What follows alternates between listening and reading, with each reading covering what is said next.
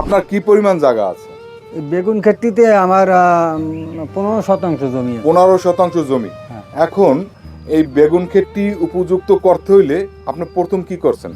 আমি প্রথমে ট্রাক্টর আছে না, হ্যাঁ। ট্রাক্টর দিয়ে আমি এটা চাষ করছি। চাষ করছেন? হ্যাঁ, চাষ করার পরে আমি ওই সার কি সার ব্যবহার করছেন? আমি সালফার আছে, হ্যাঁ। টিউবিট, গরুজিন, ম্যাগমা হ্যাঁ। এগুলা ব্যবহার করছি। চাষ করার হ্যাঁ। সাথে আচ্ছা করার পরে আমি আবার চারা আনিয়ে সারিবদ্ধভাবে রোপণ করছি। আচ্ছা করার পরে আবার সেক্টর বাই সেক্টর একের পর এক কাজ করতে হয়। আচ্ছা, যখন আপনি চারাটা রোপণ করছেন তখন আপনি চারাটা গভীরতা দিয়েছেন কতদূর, আর কতদূর গ্যাপ আপনি লাগিয়েছেন? আমি 2.5 হাত বাই 2.5 হাত, মানে 2.5 হাত বাই 2.5 হাত গ্যাপ দিয়েছেন এক একটি চারা? এক একটি চারা 2.5 হাত বাই 2.5 হাত। 2.5 হাত।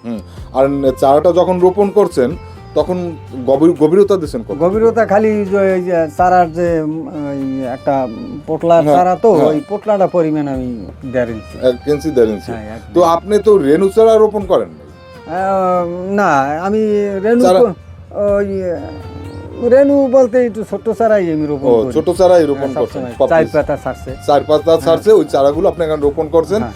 চারাগুলো রোপণ করছেন আপনি 2.5 হাত বাই 2.5 হাত গ্যাপ 2.5 রেখে বাই 2.5 হাত একটা স্কোয়ার চারা। একটা হ্যাঁ, চারা। একটা চারা। হ্যাঁ, যেমন মনে করেন এই যে একটা গাছ, এই গাছটার এদিকে আছে 2.5 হাত, এদিকে আছে 2.5 হাত, এদিকে আছে 2.5 হাত, হ্যাঁ। চতুর্দিকে 2.5 হাত রয়েছে। 2.5 তবে প্রযুক্তিটা আপনি কোথা থেকে জানলেন?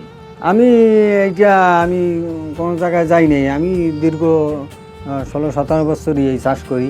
প্রথমে আমি আমার বাবার স্টেট থেকে আমি আলাদা হয়েছি। আচ্ছা। আলাদা হওয়ার পরে মাত্র এক জায়গায় একটা জায়গা নিছি যে আমি কি করবো, কি করিয়া খামো। এই তাই আমি ওই হালুটি করতাম, হালুটির পাশাপাশি এক জায়গায় 50-60 হাত একটা রাস্তার কুলে জায়গা নিয়েছিলাম। আচ্ছা। নেওয়ার পরে ওইখানে আমি করলা গাছ চাষ করছি। করলা গাছে ভালো লাভবান হয়েছি। 40-45টা গাছে আমি 40-45 হাজার টাকা বেচছি। বেচার পরে করলা চাষ? হ্যাঁ, করলা চাষ করছি ওই একটা আগে, এখানে না।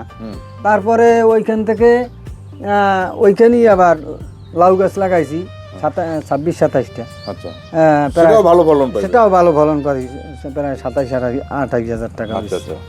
তারপরে আবার ওই জায়গায় মাত্র ওই যে বাজারে যে চারা বেচে তাদের কাছ থেকে 30-35টা চারা এনে লাগাইছি। 30-35টা চারায় ভালো একটা ফলন পাইছি আমি। ফলন পাওয়ার পরে আমার একটু ভিতরে আগ্রহ জাগছে যে আমি একটা জায়গা তৈরি করি। তখন আমি আমার বাবার কাছে বললাম যে বাবা, আমার একটা জায়গা আমার দেন, আমি একটু কৃষি চাষ করব। তখন বাবা আমাকে এই 45% জায়গা 50% জমি দিয়েছে। দেওয়ার পরে বাবা ওই জায়গাটা আমার নিজের নামে করিয়ে দিয়েছে। আচ্ছা, আপনার নিজের নামে রেকর্ড করে দিয়েছে? আমার নিজের নামে করিয়ে দিয়েছে। আচ্ছা। করার পরে আমি এই দীর্ঘ প্রায় এইখানেই আমি দীর্ঘ 16 বছর আমি কাজ করি, চাষাবাদ করতেছি এবং ভালো সফলতা পাইতেছি। আমি এইটা দিয়ে চলি, খাই। আচ্ছা। আচ্ছা কাকা, এখানে আপনি বেগুন চারা কতগুলো লাগিয়েছেন? 350। 350? এক একটি বেগুন গাছে আপনার ফলন দেবে মনে করেন আপনার নিম্নে 20 কেজি। নিম্নে 20 কেজি? অনেক বেগুন হইবে। অনেক বেগুন হবে। এই যে দেখেন, এই যে গোছ গাছছি না, এর সাথে বানমু এখন। ও বাগুন লইয়া থাকতে পারবে না। বাগুন লইয়া থাকতে পারবে না? বাগুনে এত ভার হবে? হ্যাঁ, ও বাগুন লইয়া থাকতে পারবে না। এই বাগুন গাছের এই চারাটা কোন জাতের? এটা হইলো যে আপনার এটা সঠিক আমি বলতে পারবো না। এবছর তো আমার নিজের না। আপনি আরেক জায়গা দিয়ে সংগ্রহ করতে, আর কি আরেকজন কৃষকের কাছ থেকে আপনি সংগ্রহ করছেন? যেহেতু বেগুনের জাতটা আপনি বলতে পারবেন না। আমি এবছর বলতে পারবো না। এবছর বলতে পারবেন না? আচ্ছা, এই বেগুন গাছ থেকে আপনি কি মনে করেন বীজ সংগ্রহ করবেন? হ্যাঁ, এইটা থেকে আমি বীজ সংগ্রহ করব। এইটা থেকে বীজ সংগ্রহ করবেন, যেহেতু এই বেগুনটা এবার ভালো হয়েছে। এই যে 350 গাছ আছে, এই 350 গাছের ভিতর থেকে আমার যেই বেগুনটাই আমার পছন্দনীয় হবে, আমি ওই বেগুনটাই আমি রাখবো।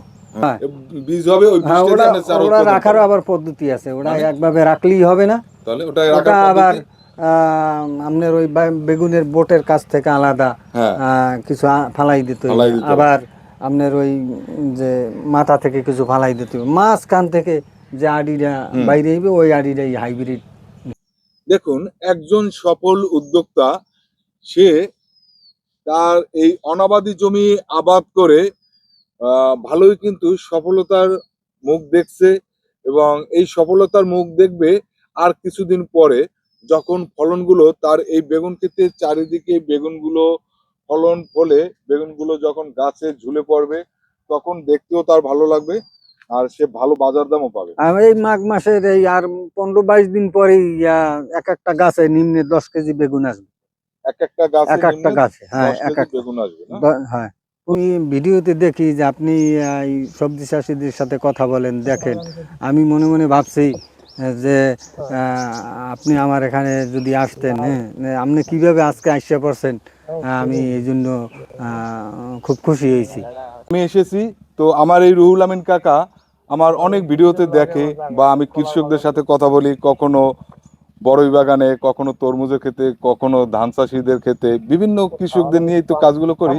তো কাকা আমার এই ভিডিওগুলো তার ছেলের মোবাইলে দেখতো আর মনে মনে ভাবতো যে আমি কবে আসব। তো আজকের আমি এসেছি। তো কাকা কেমন লাগছে আপনার কাছে? খুব ভালো লাগছে, খুব ভালো লাগছে, আমি খুব খুশি হয়েছি। খুব খুশি হয়েছেন? খুব খুশি। তো আপনি আমাকে একটু দোয়া করেন, আমি যেন আপনাদের সাধারণ কৃষকদের নিয়ে কথা বলতে পারি। আমি দোয়া করি আপনি আল্লাহ যেন আপনাকে দীর্ঘ হায়াত দান করেন, যে দীর্ঘদিন আমাদের পাশে থাকতে পারে। ধন্যবাদ কাকা।